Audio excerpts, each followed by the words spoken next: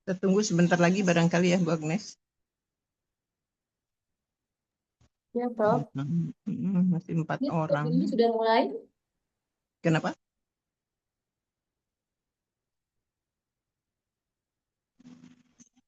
Jam berapa sih? Rekaman. Suaranya Agnes putus-putus.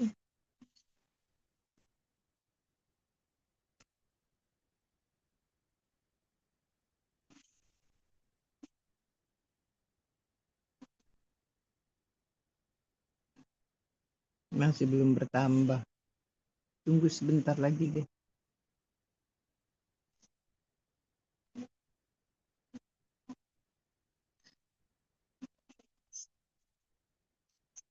Kok gambarku enggak keluar ya, Nes? Halo, Bu Agnes. Iya, Prof. Gambar saya enggak keluar ya? Sudah keluar, Prof. Kok di saya kok gelap ya? Tumben. Biasanya ada fotonya saya, tapi kok nggak ada ini. Di Agnes ada ya foto saya? Gambar saya ada, Sudah, Prof. Nes? Ada. Gambarku ada, Iya, ada, Nes. Prof. Kok di sini kok nggak ada ya gambarnya? Heran saya. Hitam ya. Kok nggak keluar gambar ya? Di tempat Agnes ada ya? Halo, Nes? Agnes, Ada, Prof. gambar saya pakai kerudung merah ada? Iya, ada, Prof. Oh, di tempat saya kok nggak ada ya? Kok aneh? Gimana, udah tambah belum nih orangnya? Masih tetap hanya 4 orang. Padahal itu kan terjadwal ya.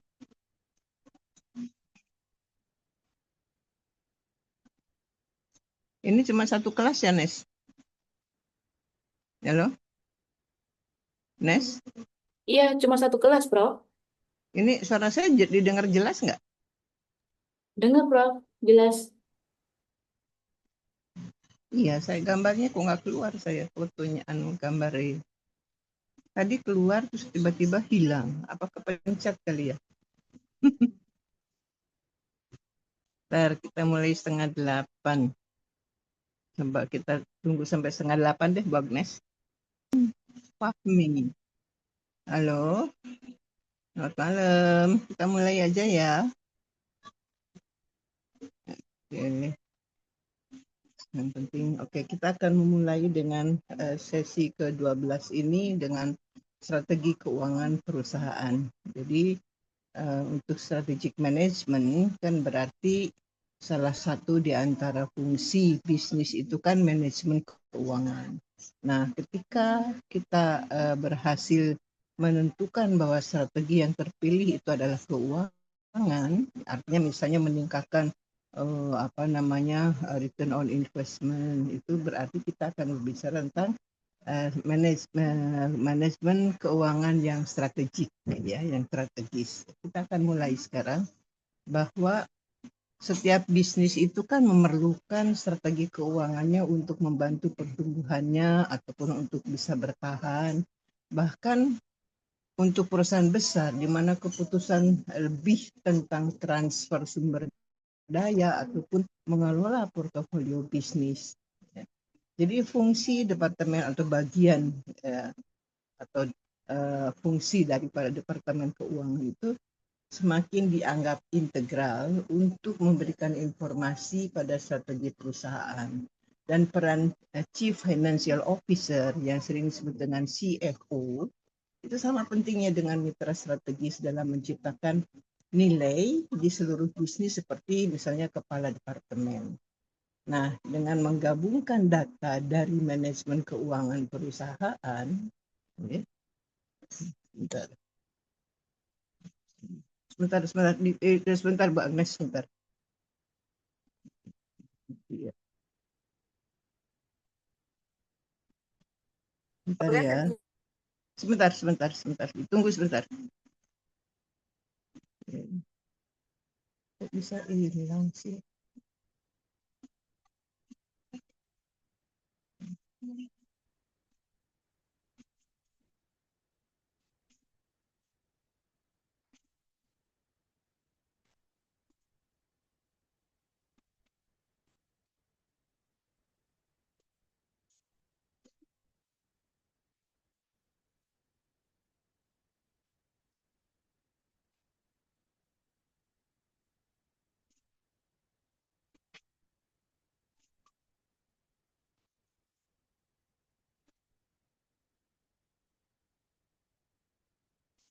Tunggu bentar ya. Internetnya ada karuan ini. 4 terputus.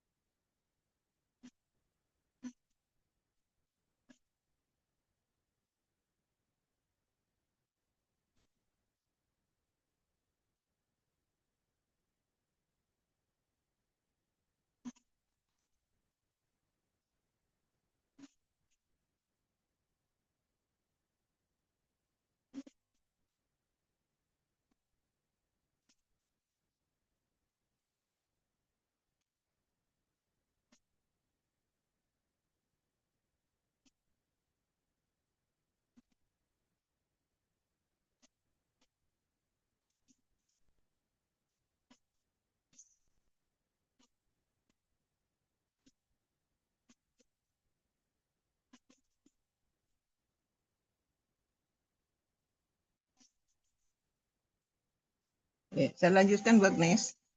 Baik, Halo. Ya, jadi tadi saya katakan CFO atau Chief Financial Officer itu sama pentingnya sebagai mitra Prof. strategis di dalam menciptakan, sudah Bang Nes? Ya, oke. Sudah, Prof. Di dalam menciptakan nilai di seluruh bisnis seperti kepala departemen. Jadi dengan menggabungkan data dari manajemen keuangan perusahaan dengan perencanaan strategiknya, itu bisa dibuat sebagai roadmap ya atau peta jalan. Nah, dalam menyelaraskan misi dan tujuan perusahaan dengan informasi tentang sumber daya, tentang risiko, modal, dan anggaran, itu membantu bisnis itu untuk menavigasi kondisi ekonomi yang tidak dapat diprediksi dan juga mengurangi biaya di seluruh portofolio di dalam jangka panjangnya. Oke. Nah, kalau kita lihat ya bahwa strategi keuangan perusahaan, coba Mbak next ada anunya nggak? Ada pengertiannya. Lanjut. Next, Mbak Agnes. Ya. Jadi strategi keuangan perusahaan itu adalah satu cara untuk melengkapi strategi bisnis ya, untuk mendapatkan nilai jangka panjang terbesar dari sebuah perusahaan. Nah, strategi keuangan perusahaan itu berkaitan dengan bagaimana organisasi itu mengumpulkan dana dan bagaimana mereka mengaplikasikannya. Nah, dalam pengumpulan dana, pilihan umum yang dimiliki itu adalah misalnya meminjam atau berhutang atau mengumpulkan uang dari para pemegang saham, yaitu yang disebut dengan equity. Ya, nah, next, Mbak Agnes, atau ekuitas. Ya, kita lihat bidang kajian utama keuangan dari perusahaan itu di sini ada 3 bulatan ya. Jadi ada yang mengatakan bahwa yang disebut dengan struktur modal suatu bisnis itu menjadi penting ya, atau capital structure itu menjadi sangat penting untuk memaksimumkan nilai pemegang saham dan merupakan satu inti dari strategi keuangan perusahaan. Nah, struktur modal itu dapat merupakan kombinasi utang jangka panjang, kemudian dan jangka pendek ditambah equity biasa dan saham-saham preferred. Nah, rasio antara kewajiban bisnis dan ekuitasnya dianggap sebagai suatu indikator seberapa seimbangnya ataukah berisiko pembiayaan modal dari perusahaan yang akan dilakukan. Oke. Ada 3 kegiatan utama. Ini 3 bulatan. Ada 3 kegiatan utama yang berkontribusi pada struktur modal. Ya. yang capital investment and budgeting. Ya, yang pertama adalah investasi modal dan anggaran atau disebut dengan capital investment and budgeting. Ya, bahasa Indonesianya investasi modal dan anggaran. Nanti yang kedua kita akan bicara tentang pembiayaan modal atau capital financing. Dan yang ketiga ada kita akan berbicara tentang dividen dan return of capital atau tingkat pengembalian dari modal. Tiga macam. Mungkin ada penjelasannya Mbak Agnes? Iya, ini ada penjelasan di sini bidang kajian utama dari keuangan perusahaan. Yang pertama tadi kita lihat investasi modal dan anggaran. Di sana di gambar itu ditulis capital investment and budgeting. Ini melibatkan perencanaan di mana aset modal jangka panjang dari perusahaan itu ditempatkan untuk menghasilkan tingkat pengembalian atau return yang di-adjust risikonya tertinggi. Jadi melalui analisis keuangan, keputusan utama berkisar pada peluang investasi manakah yang akan kita kejar. Jadi dengan menggunakan berbagai alat akuntansi, perusahaan itu dapat mengidentifikasi belanja modalnya dan juga mengestimasi aliran kas atau cash flow dari proyek modal yang diusulkan untuk membandingkan investasi potensial dengan pendapatan yang diproyeksikan. Ya. Nah, dari situ tim manajemen akan dapat memutuskan proyek manakah yang akan dimasukkan ke dalam anggaran modal. Jadi pemodelan keuangan ini membantu memperkirakan dampak peluang dari investasi dan kemudian membandingkan proyek alternatif satu dengan yang lain. Yang kedua adalah internal rate of return atau IRR. Ya. Ini dapat digunakan secara bersama-sama dengan net present value yang sudah kita bahas minggu yang lalu di dalam membandingkan proyek yang menarik minat. Nah, sedangkan net present value itu sendiri adalah salah satu alat ukur yang mengukur perbedaan antara nilai arus kas masuk dan nilai arus kas keluar. Jadi net present value ini mengukur perbedaan antara cash inflow, ya, arus kas masuk dan cash outflow selama periode waktu tertentu dan juga menganalisis profitabilitas investasi yang diproyeksikan.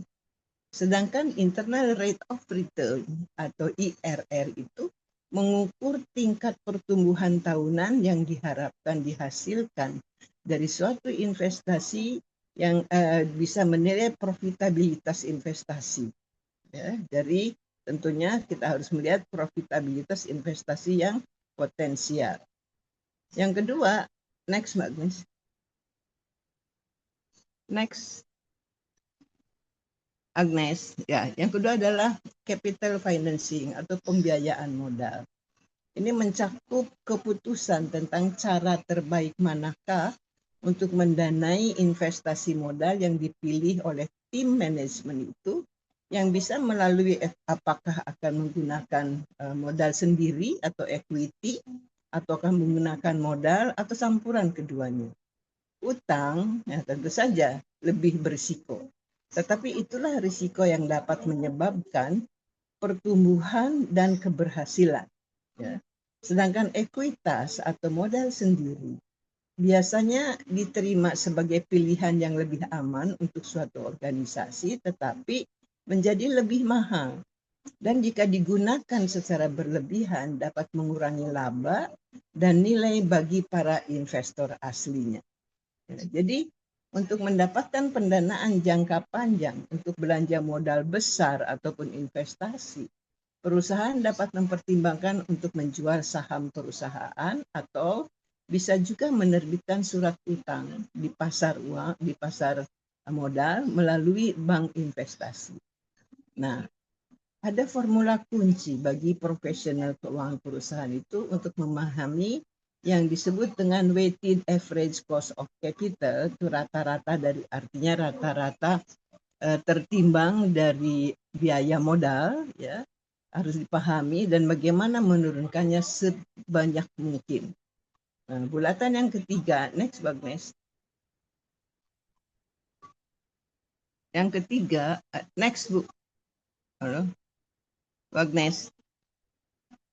Ya, yang ketiga, bulatan yang ketiga tadi adalah yang disebut dengan dividends of return of capital, dividends and return of capital, yaitu dividen dan pengembalian modal.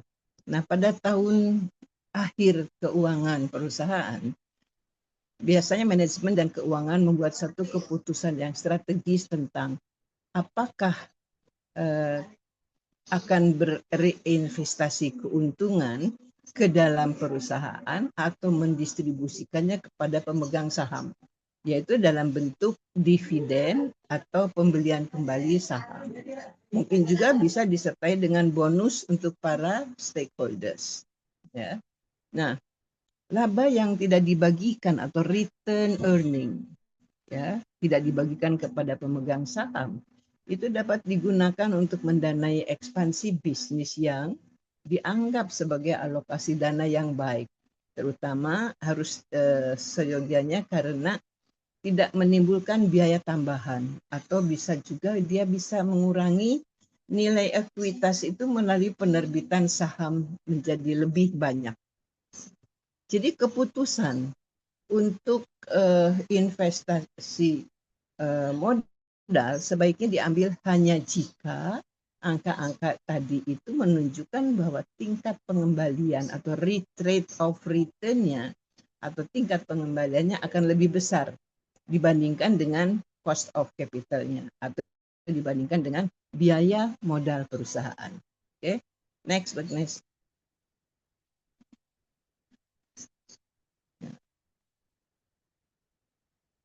Bentar. Oke. Keputusan investasi. Jadi kalau kita lihat ya, capital investment and budgeting itu adalah keputusan investasi tadi ya, keputusan investasi guna mengalokasikan modal untuk peluang investasi yang bersaing. Kalau capital financing atau masih gambar yang tadi, ada capital financing, ada capital investment and budgeting. Kalau capital financing itu atau keputusan pembiayaan itu berkaitan dengan menentukan struktur modal optimal untuk perusahaan. Sedangkan yang bulatan ketiga, dividends and return of capital, itu untuk atau sebut dengan keputusan dividen atau sebut dengan strategi pembagian dividen itu menentukan proporsi pendapatan yang dibayarkan kepada pemegang saham dan proporsi yang ditahan untuk diinvestasikan kembali di dalam perusahaan.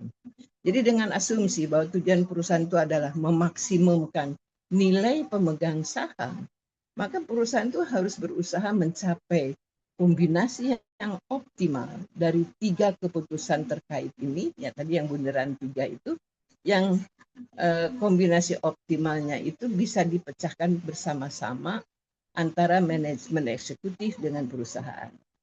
Jadi keputusan investasi pada tingkat paling mendasar, paling fundamental, menentukan apakah perusahaan itu akan tumbuh dalam ukuran relatif stabil atau mungkin juga akan menyusut, ya, mengecil atau menyusut. Ya.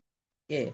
Contohnya misalnya perusahaan yang mengalami pertumbuhan di dalam ukuran, itu adalah Facebook. Ya. Dengan ekspansi global dan peningkatan pengguna, si Facebook itu sudah tumbuh secara signifikan sejak pendiriannya. Kemudian Anda tahu perusahaan Procter & Gamble itu dapat dianggap sebagai contoh perusahaan yang dengan pertumbuhan yang relatif stabil, ya, itu sebagai perusahaan konsumen global. P&G ini atau Procter & Gamble tadi memiliki portofolio produk yang mapan dan dapat mempertahankan pangsa pasarnya menjadi lebih stabil. Contoh perusahaan yang mungkin mengalami penyusutan, Anda tahu BlackBerry. BlackBerry Limited itu adalah kasus yang relevan.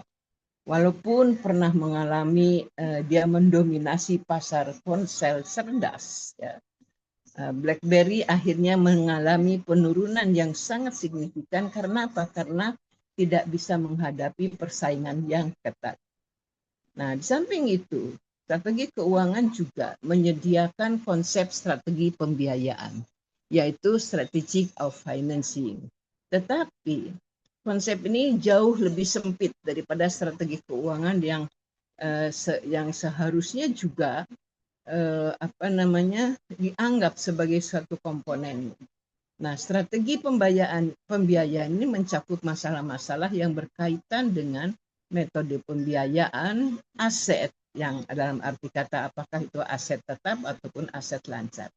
Jadi strategi pembiayaan itu harus memperhitungkan suatu proses keuangan dan material yang terjadi di perusahaan.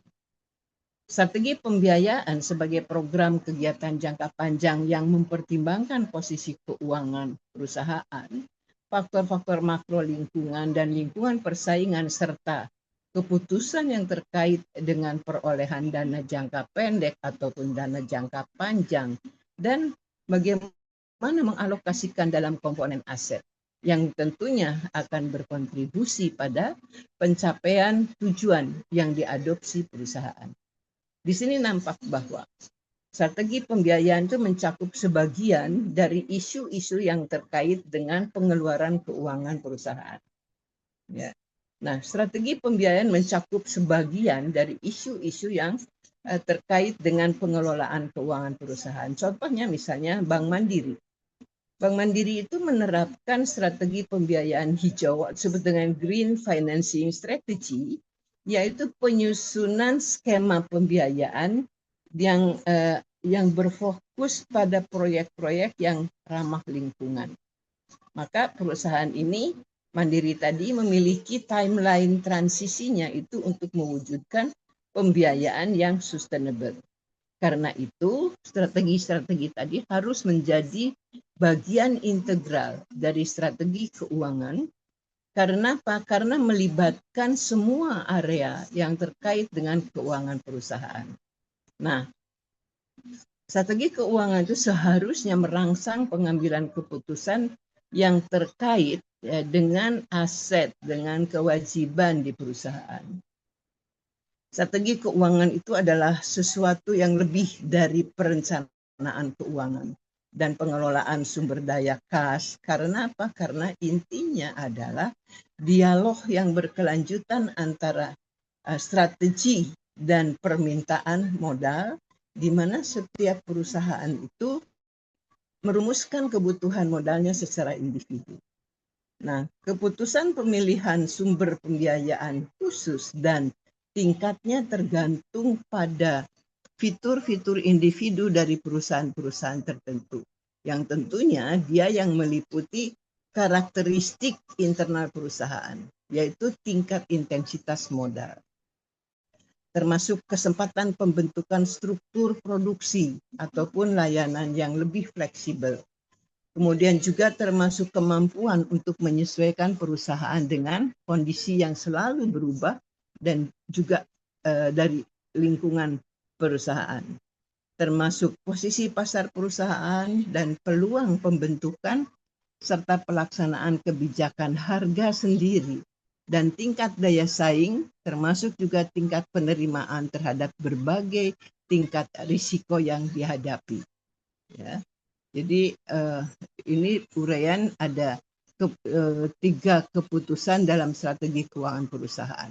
Jadi tadi kan keputusan investasi itu dia dalam strategi keuangan perusahaan itu merupakan suatu peluang pertumbuhan tinggi yang memerlukan investasi terus-menerus di dalam dan juga harus substansial. Ya.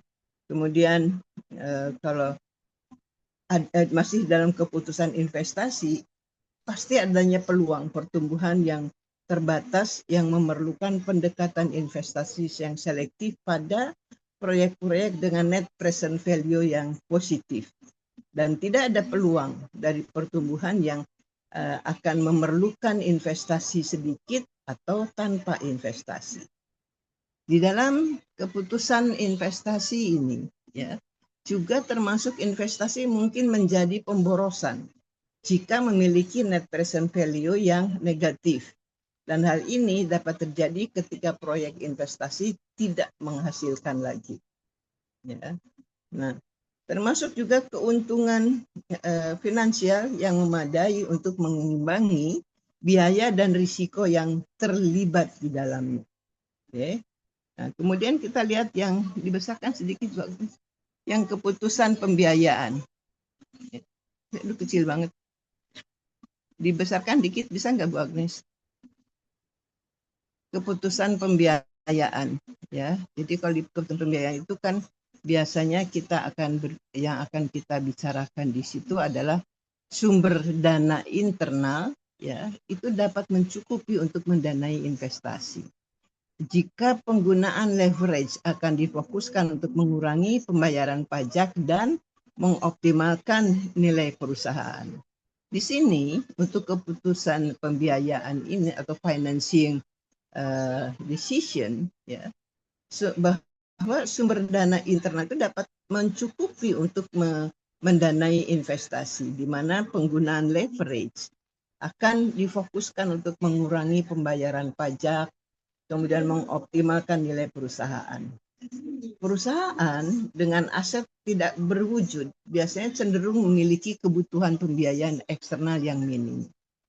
Demikian juga perusahaan-perusahaan dengan tingkat laba yang rendah mungkin menggunakan strategi meningkatkan tingkat utang untuk mendukung return on equity, ya, atau tingkat pengembalian modal sendiri. Hal ini dilakukan dengan harapan bahwa dengan memanfaatkan utang, mereka dapat meningkatkan return on equity itu meskipun laba mereka terbatas. Jadi perusahaan yang memiliki tingkat keuntungan yang tinggi itu dapat mendanai proyek-proyeknya tanpa bergantung pada sumber pendanaan eksternal atau pada utang-utang. Ya. Dan keuntungan yang tinggi memberikan kemampuan finansial itu sangat memadai dalam hal mendukung inisiatif baru dan pertumbuhan perusahaan tanpa harus mencari dana yang diharapkan dari eksternal atau dari luar. Ya. Jadi kalau kita lihat yang ketiga, keputusan bisnis yang ketiga itu adalah kurang besar bentar. Ini oke. Keputusan dividen atau dividen policy, ya. Jadi dividen policy itu berapa sih jumlah keuntungan yang akan dibagikan kepada pemegang saham dalam bentuk dividen dan berapa persen yang akan dipakai untuk ekspansi dalam bentuk laba yang ditahan atau retain earning yang nantinya masuk menjadi salah satu unsur daripada equity atau modal sendiri. Ya. Nah, jadi kalau kita lihat keputusan dividen, faktor-faktor seperti misalnya prospek masa depan, ya, dan preferensi investor itu dapat mempengaruhi apakah dividen yang dibayarkan oleh perusahaan itu bersifat rendah ataukah tinggi. Dilihat dari pembayaran dividen itu dapat bersifat tinggi, sedang ataupun rendah, tergantung pada tingkat keuntungan perusahaan. Ingat ya bahwa laba yang diperoleh itu setelah dikurangi pajak dan bunga atau menjadi earning after taxes, itulah yang akan dibagikan. Berapa dividen polisinya, berapa persen, biasanya 40-60, ya. 40 untuk dibagikan dalam bentuk dividen, nah itu namanya kebijakan dividen atau dividen policy, dan yang 60% dikembalikan kepada perusahaan dalam bentuk equity atau ekuitas. Nah, selanjutnya keputusan dividen ini juga di mana perusahaan-perusahaan dengan tingkat laba yang rendah mungkin dia memanfaatkan utang untuk mendukung tingkat dividen yang lebih tinggi daripada yang seharusnya berdasarkan arus kas supaya dapat menghindari munculnya sinyal-sinyal negatif yang dapat mempengaruhi persepsi investor dan pasar. Jadi ketika sebuah perusahaan menghadapi ketidakberlanjutan atau stabilisasinya tidak stabil, kemudian juga ketidakberlanjutan atau sustainability-nya dalam pertumbuhan, dia juga dapat labanya rendah dan ketergantungan pada leverage yang tinggi. Dia akan mendorong perusahaan itu untuk menurunkan atau bahkan menghilangkan pembayaran dividen. Karena apa? Karena untuk menjaga likuiditas dan stabilitas keuangan perusahaan, di tengah kondisi yang sulit. Jadi ada 3 keputusan strategi yang sudah saya sampaikan ya di dalam strategi keuangan perusahaan. Kita lanjut. Next, Mbak Agnes. Oke. Nah, kita lihat tahapan pembentukan strategi keuangan perusahaan. Nah, kita tahu bahwa tujuan dari strategi keuangan itu kan membuat keputusan yang berkaitan dengan aset dan kewajiban di perusahaan. Nah, strategi keuangan seharusnya memungkinkan untuk bisa dilakukan pemilihan aset berwujud dan tidak berwujud sesuai dengan prinsip-prinsip seperti prinsip efektivitas sumber daya. Artinya penggunaan aset dengan kemampuan menciptakan nilai dari penghilangan aset yang justru menghamburkan nilai, itu prinsip efektivitas sumber daya. Yang kedua adalah prinsip pertimbangan aset minimum. Itu akan berdampak pada penurunan efektivitas secara umum dari aset.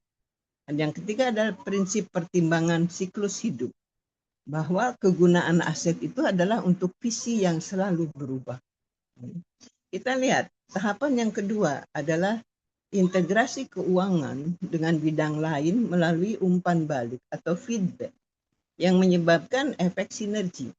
Nah, dalam strategi keuangan berorientasi itu biasanya pada pertumbuhan ekonomi di perusahaan. Artinya, di mana tujuan finansial utama itu mencakup peningkatan pendapatan, pangsa pasar, tingkat akumulasi internal, efek ekonomi dari skala ekonomi, dan diversifikasi penjualan.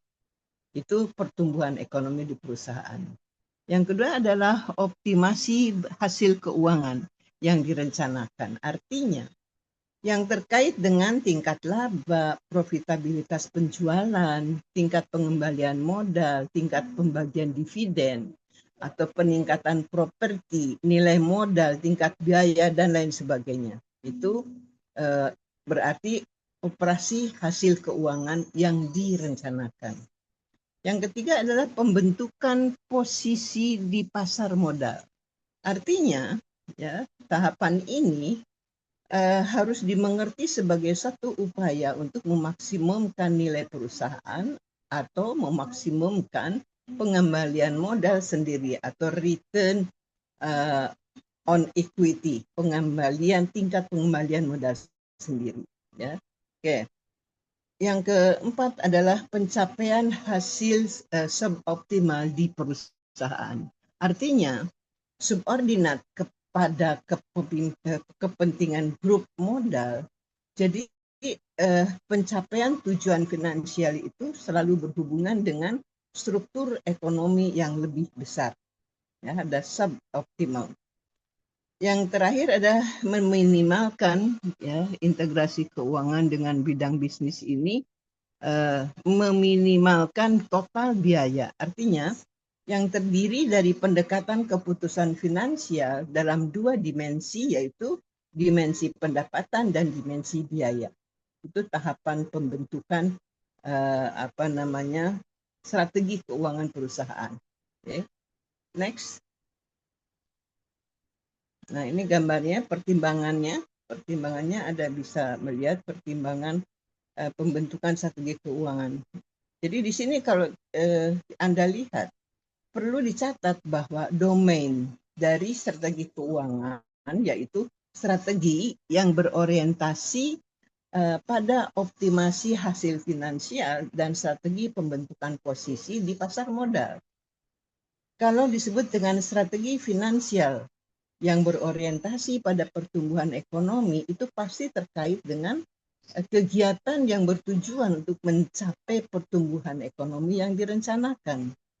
Dan strategi yang berorientasi pada minimasi biaya, perusahaan itu seharusnya diimplementasikan di setiap perusahaan yang dikombinasikan dengan strategi keuangan lainnya. Jadi strategi keuangan berkaitan dengan proses pemilihan keputusan keuangan utama yang menentukan pembentukan hubungan keuangan masa depan dari perusahaan dan juga mencerminkan peluang yang berkaitan dengan pengembangan perusahaan.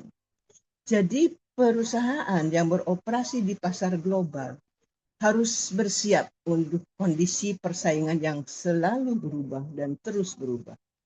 Maka mereka itu harus mengelola instrumen yang akan memungkinkan pengambilan keputusan yang tepat dan sangat penting untuk mempertimbangkan strategi keuangan yang tentunya akan berdampak pada profitabilitas, pada likuiditas, dan melibatkan tingkat risiko tertentu. Ya. Jadi setiap perusahaan itu merumuskan kebutuhan modal mereka itu secara individu dengan mempertimbangkan suatu strategi keuangan tertentu. Adapun prasyarat di dalam pemilihan strategi tertentu itu adalah bagaimana menentukan tujuan, kemudian metode apa untuk mencapai tujuan tersebut melalui penggunaan sumber daya keuangan yang tersedia. Tentunya dengan memperhatikan keterbatasan dan peluang yang baik yang bersifat internal ataupun terkait dengan lingkungan perusahaan. Okay.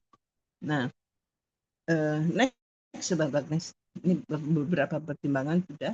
Ya, kita lihat tahapan-tahapan di dalam pembentukan strategi keuangan perusahaan ini. Yang pertama adalah penentuan rinci kebutuhan modal di perusahaan selama berbagai fase keberadaannya. Tahapan pertama untuk membentuk strategi keuangan perusahaan. Yang kedua, melakukan analisis rinci sumber daya keuangan yang tersedia. Ya, kemudian langkah yang ketiga adalah analisis riset potensi sumber pendanaan di perusahaan yang ditawarkan oleh pasar dan lingkungan terdekat, di mana penentuan struktur sumber daya keuangan yang paling rasional di dalam kondisi yang diberikan dengan mempertimbangkan biaya akuisisi semua sumber yang terlibat, seperti diingatkan juga tentang risiko yang terkait tentunya dan manfaat yang timbul dari pemilihan modal yang berbeda. Nah, kemudian tahapan yang keempat adalah melakukan penilaian atas sumber dana yang dipilih dari sudut pandang profitabilitas tertinggi tentunya selama operasional perusahaan dan memastikan perkembangan yang dinamis. Profitabilitas itu artinya kemampuan untuk menghasilkan keuntungan, profitable. Ya. Baik. Kemudian kalau kita lanjutkan, di dalam gambar ini sudah jelas sehingga pada akhirnya kita akan bisa menilai sumber dana manakah yang akan kita pilih. Ya. Oke, dalam gambar itu. Next, Mbak Agnes, ada penjelasannya enggak? Nah, ini penjelasannya sudah ada. Jadi sudah lanjut aja Mbak Agnes.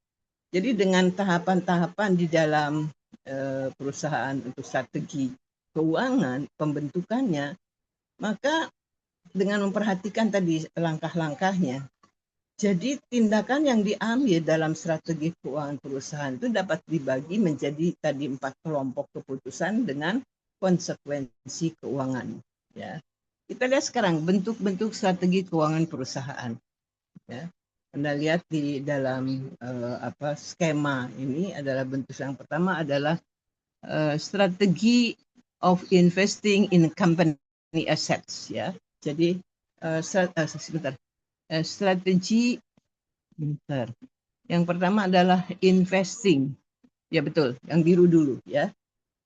Jadi artinya ya, strategi investasi di dalam aset itu, aset perusahaan mencakup rencana dan pendekatan yang digunakan oleh investor untuk menentukan bagaimana mereka akan menanamkan modal mereka dalam aset-aset perusahaan yang mencakup pemilihan aset yang tepat, kemudian alokasi portofolio dan keputusan investasi yang didasarkan pada tujuan, toleransi risiko, dan kebutuhan modal di masa depan. Maka strategi ini akan dapat melibatkan berbagai aset termasuk saham, obligasi, properti, dan aset-aset lainnya yang bertujuan untuk bisa mencapai keuntungan jangka panjang. Ya, ada sebuah perusahaan ya, di tahun 2023 bulan Juni, namanya perusahaan Accenture. Dia mengumumkan rencana untuk menginvestasikan 3 miliar dolar itu dalam 3 tahun ke depan untuk memperkuat praktik-praktik data dan AI-nya, sehingga investasi ini dirancang untuk mempercepat pengembangan dan implementasi yang solusinya itu adalah berbasis data dan AI, ya, artificial intelligence atau kecerdasan buatan yang akan meningkatkan layanan dan solusi yang ditawarkan kepada klien mereka itu di berbagai industri. Nah, strategi ini Anda lihat di gambar. Yang pertama adalah struktur of assets creation. Ya, jadi artinya struktur pembentukan aset merujuk pada organisasi atau rencana yang terlibat di dalam menciptakan, di dalam mengembangkan dan mengelola aset suatu entitas. Dan proses ini ya yang kita mulai dengan structure of assets creation ini. Ya. Proses ini melibatkan langkah-langkah yang dirancang untuk memastikan bahwa aset itu dikelola dengan efisien dan efektif sepanjang siklus hidupnya. Struktur pembentukan aset melibatkan berbagai elemen termasuk perencanaannya, alokasi sumber dayanya, pengembangan pemeliharaan, dan pemantauan kinerja dari aset tersebut. Organisasi itu biasanya memiliki tim khusus untuk departemen yang bertanggung jawab atas manajemen aset dan termasuk juga implementasi dari strategi pembentukan aset. Misalnya contoh ya, perusahaan ada sebuah perusahaan pengelola aset PPA. Ini didirikan berdasarkan peraturan pemerintah nomor 10 tahun 2004 tentang pendirian perusahaan perseroan atau PT di bidang pengelolaan aset. Itu satu. Yang kedua contoh lain, Apple. Karena Apple tahu Apple ini dikenal karena fokusnya pada penciptaan dan pengelolaan aset yang signifikan untuk mendukung investasi dan keberlanjutan bisnisnya.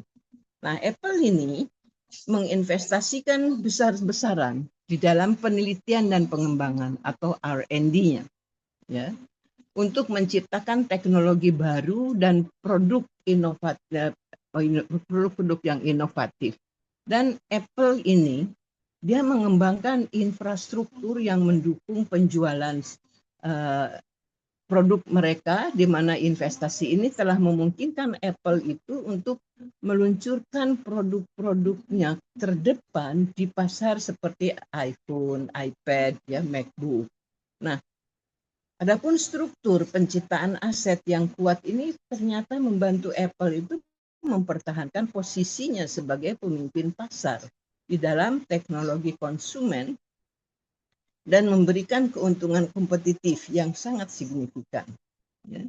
Kita lihat biru yang kedua, investing in fixed asset. Artinya investasi di dalam aset tetap.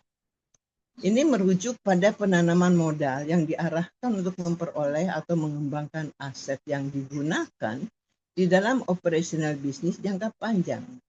Jadi aset itu tetap mencakup properti, peralatan, kendaraan, dan aset fisik lainnya yang memiliki nilai dan umur yang manfaat yang sangat signifikan. Jadi investasi di dalam fixed asset atau aset tetap memiliki tujuan untuk meningkatkan kapasitas operasional, efisiensi, dan nilai perusahaan. Ya, nah proses ini yang kedua melibatkan alokasi dana untuk akuisisi, pemeliharaan, termasuk peningkatan aset supaya dapat mendukung pertumbuhan bisnis. Nah, jadi dalam konteks ini, fixed asset yang dikenal sebagai aset produktif yang dapat memberikan manfaat jangka panjang, mana kalau kita lihat investasi ini menjadi penting untuk menciptakan infrastruktur yang mendukung keberlanjutan dan pertumbuhan perusahaan. Contoh misalnya PT Telkom, ya, akses sebagai sebuah studi mengenai akuntansi aset tetap pada PT Telkom mencantumkan bahwa perusahaan itu melakukan investasi dalam fixed asset seperti tanah, bangunan, dan mesin. Ya. Kemudian ada perusahaan Tesla. Tesla ini secara konsisten juga dia berinvestasi besar dalam fixed asset untuk mendukung ekspansi pabrik dan fasilitas produksinya, yaitu dengan cara mengalokasikan dana yang besar untuk pembangunan pabrik di berbagai lokasi. Untuk apa? Dengan maksud dia pabrik ini memproduksi baterai dan kendaraan listrik. Biru yang ketiga masih dalam strategi of investing in company asset. Yang ketiga adalah dengan cara investing in current asset. Anda tahu current asset itu adalah aset lancar, ya, atau sebut dengan aset yang berada di sebelah kiri atas dari suatu neraca. Jadi investasi dalam aset lancar atau current asset ini merujuk pada penanaman modal yang dilakukan di dalam aset perusahaan yang dapat dengan cepat dikonversi menjadi uang tunai atau memiliki siklus operasionalnya kurang dari 1 tahun. Ini termasuk surat-surat berharga yang berumur kurang dari 1 tahun, dan itu adalah merupakan aset kita yang berada di sebelah debit. Nah, fixed asset ini mencakup kas, piutang, persediaan, dan investasi jangka pendek tadi. Tujuannya investasi di dalam aset lancar ini adalah untuk memastikan bahwa likuiditas perusahaan itu akan mendukung operasional sehari-hari dan memberikan fleksibilitasnya di dalam menghadapi perubahan kebutuhan bisnis. Misalnya, melalui investasi dalam piutang. Di sini perusahaan itu akan dapat mengoptimalkan arus kas dan meningkatkan efisiensi keuangan. Investasi dalam aset lancar itu pun memberikan manfaat kepada investor dan juga pada kreditur dalam mengevaluasi stabilitas keuangan perusahaan dan bagaimana kemampuannya untuk memenuhi kewajiban finansial tadi. Contohnya misalnya Shell Indonesia, ya, yang sekarang sudah mau tutup itu. Shell Indonesia itu merupakan perusahaan yang menginvestasikan aset lancar seperti uang kas atau setara kas, ya, saham, dan surat-surat berharga. Contoh lainnya Coca-Cola. Coca-Cola itu mengelola current assets-nya seperti piutang dagang dan inventaris bahan baku itu dengan cermat. Untuk apa? Untuk mendukung kelancaran produksi dan distribusi minumannya itu secara efisien. Kita lihat yang kedua, strategi of acquisition of capitals. Artinya strategi akuisisi modal, ya, yaitu salah satu pendekatan yang digunakan oleh perusahaan itu untuk memperoleh tambahan modal ataupun sumber daya finansial yang melibatkan upaya perusahaan itu untuk membeli, kemudian atau juga bisa menggabungkan diri dengan entitas lain dengan tujuan untuk mendapatkan keuntungan dari aset, dari modal, ataupun kompetensi yang dimiliki oleh entitas target tadi. Dan strategi ini, ya, strategi akuisisi modal, ya, itu adalah biasanya dapat membantu perusahaan itu di dalam mengatasi keterbatasan modal atau memperluas operasi mereka itu melalui investasi pada bisnis atau aset lain. Ya.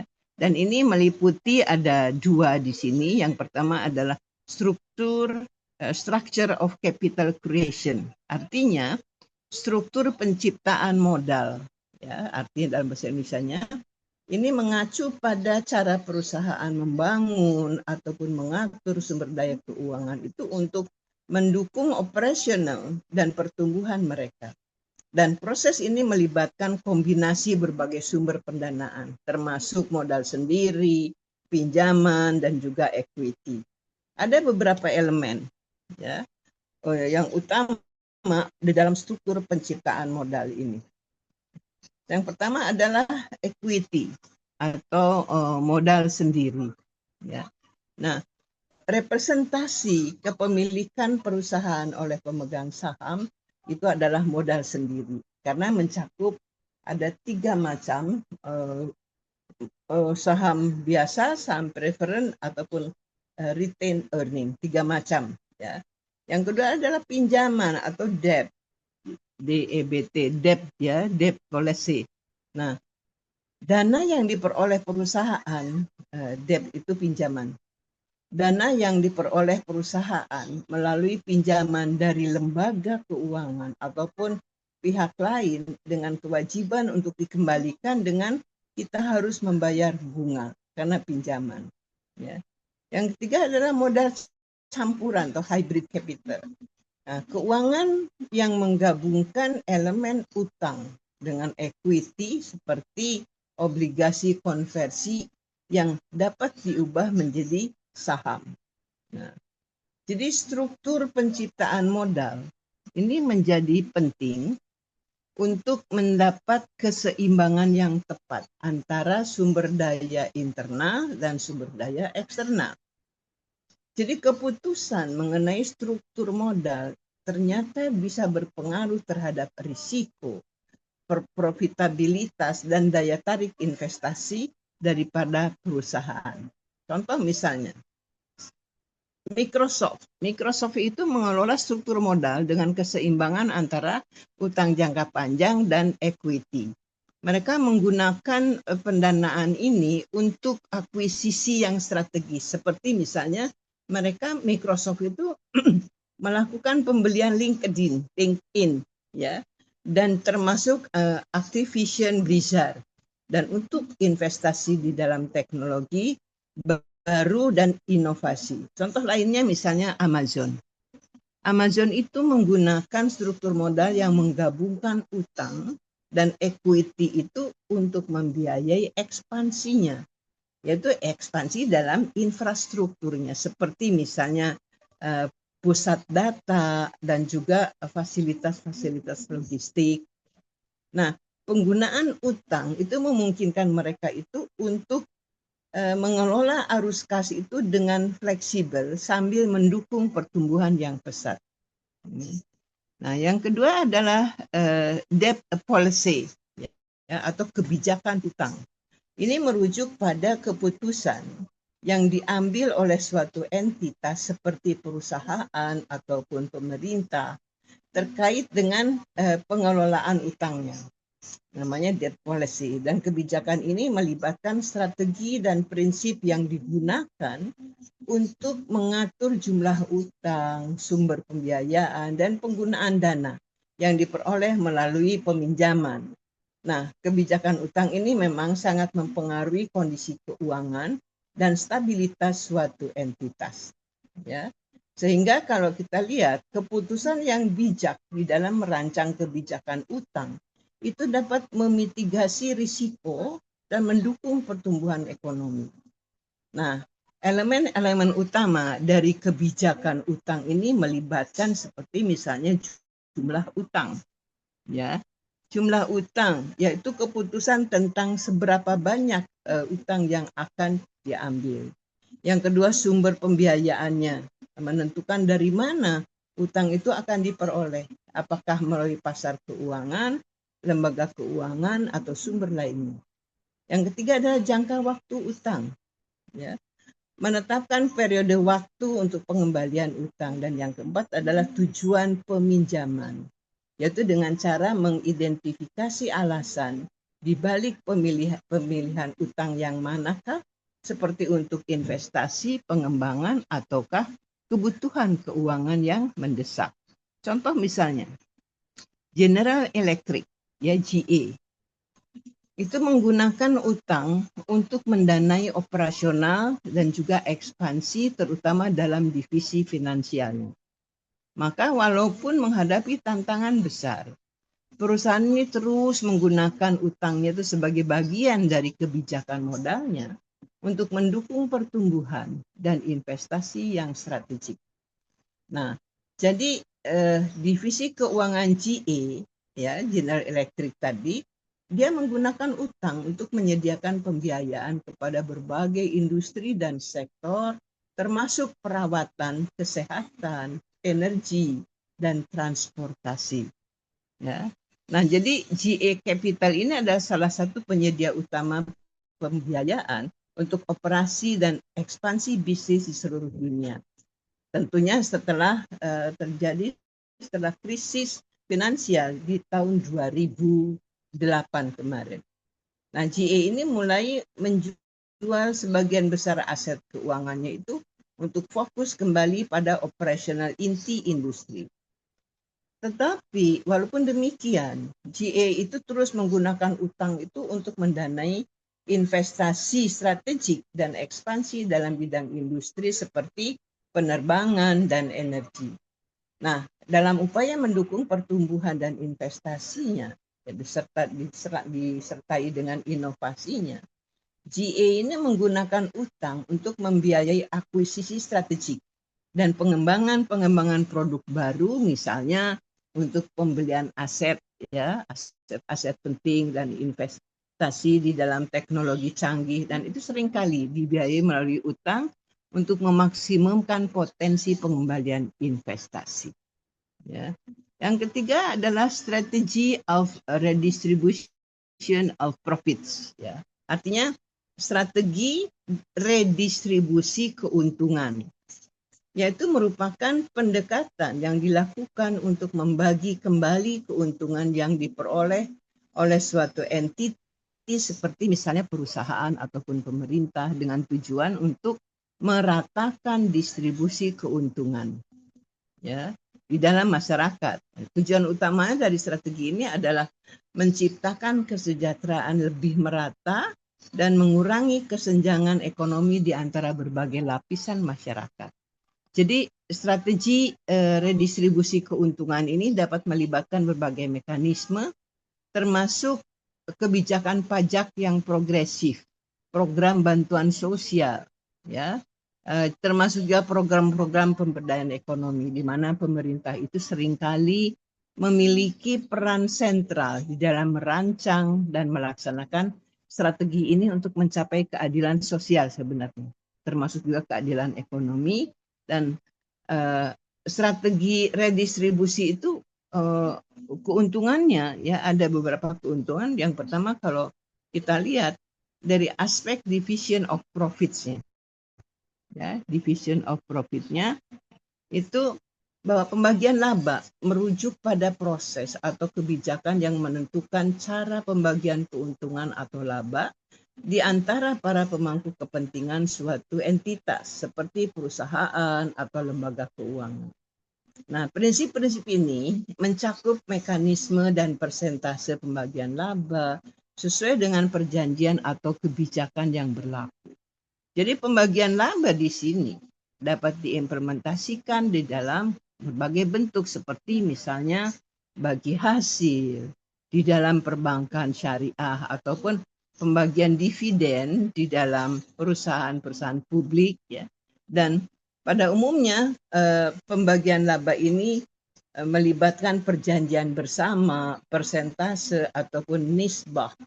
Ada objek pembagian. Contoh misalnya perusahaan yang namanya Novartis. Novartis ini menggunakan model pembagian keuntungannya dalam struktur grupnya, di mana berbagai unit bisnis seperti ada Sandoz. Sandoz itu kan bisnis obat generik, ya, ada vitamin C-nya yang saya suka beli. Dia memiliki otonomi untuk menghasilkan keuntungan berkontribusi pada seluruh profitabilitas perusahaan. Sehingga pada tahun 2022 Novartis ini memutuskan untuk memisahkan Sandoz tadi, ya, sebagai salah satu entitas mandiri saja supaya lebih fokus pada pembagian keuntungan dari masing-masing unit. Yang kedua adalah dividend policy. Akhirnya, nah, dividend policy atau kebijakan dividen ini merujuk pada pedoman atau rencana yang menentukan bagaimana perusahaan itu akan mendistribusikan dividennya kepada pemegang saham. Dan kebijakan dividen ini mencerminkan strategi perusahaan di dalam memanfaatkan laba dan memberikan kepastian kepada pemegang saham terkait dengan pembagian dividen. Ada beberapa jenis kebijakan dividen termasuk misalnya Kalau mau stabil, dia menetapkan pembayaran dividennya di dalam jumlah tetap yang cocok untuk investor yang konservatif. Nah, yang kedua konstan, yaitu membayar dividen dengan jumlah yang tetap, tapi terlepas dari perubahan laba perusahaan. Ya. Dan yang ketiga adalah residu, dan dividen ini dibayarkan dari sisa laba setelah kebutuhan investasi perusahaan itu terpenuhi. Contoh misalnya Coca-Cola. Coca-Cola itu memiliki sejarah panjang di dalam pembayaran dividen dan dikenal dengan kebijakan dividen yang stabil tetapi meningkat. Dan Coca-Cola ini membayar dividen secara triwulan dan seringkali menaikkan jumlahnya, yang mencerminkan bahwa strategi untuk memberikan imbal hasil yang konsisten kepada para investor yang menginvestasikan uangnya di Coca-Cola. Oke, baik. Ada pertanyaan sampai di sini? Secara keseluruhan saya kira ada penjelasan di belakang, tapi tidak sejelas yang saya sampaikan. Secara singkat sudah ada semua penjelasan dari gambar tadi. Ada pertanyaan sampai di sini? Tinggal berapa orang nih?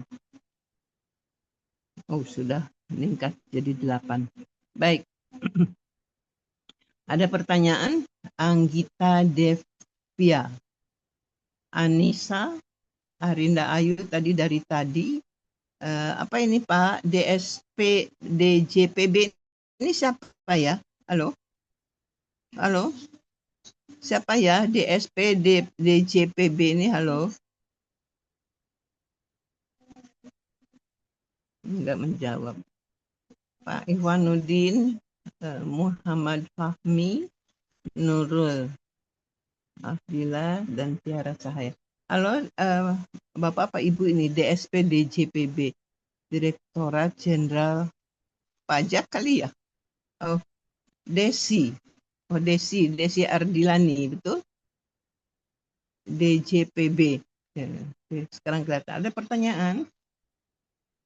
Oke, kalau nggak ada, Bu Agnes, saya selesaikan sampai di sini aja. Cukup udah hampir 8:30. Ya.